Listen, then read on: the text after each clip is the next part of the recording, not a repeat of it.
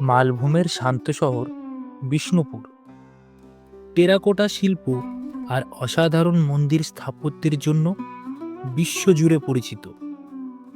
আজ জানব এখানকার রত্ন মদনমোহন মন্দিরের ছোট্ট কিন্তু চমৎকার ইতিহাস। মল্লরাজ বংশের শাসন আমলে বিষ্ণুপুর ছিল সংস্কৃতি ও শিল্পকলার কেন্দ্র।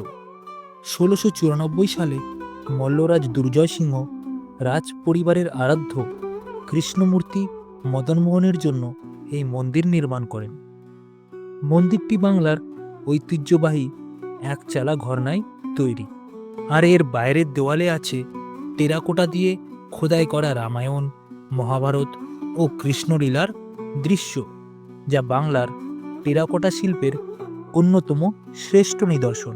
কিংবদন্তি অনুযায়ী একবার রাজ্যে ভয়ানক খরা দেখা দিলে রাজা মদনমোহনের কাছে প্রার্থনা করেন, আর আশ্চর্যভাবে বৃষ্টি নেমে আসে। আর সেই থেকেই মদনমোহনের প্রতি ভক্তি আরও গভীর হয়। ৩ শতাব্দীরও বেশি সময় ধরে মদনমোহন মন্দির দাঁড়িয়ে আছে তার পুরনো মর্যাদা নিয়ে। শিল্পী, পর্যটক আর ইতিহাস প্রেমীদের কাছে আজও এটি বিষ্ণুপুরের সবচেয়ে আকর্ষণীয় স্থাপনা। সময় বদলায়, মানুষ বদলায়, কিন্তু মদনমোহন মন্দিরের আজও বাংলার শিল্প ঐতিহ্যের অমর প্রতীক। এমন আরও ইতিহাস জানতে ফলো করুন। পরের ভিডিওতে আবার দেখা হবে।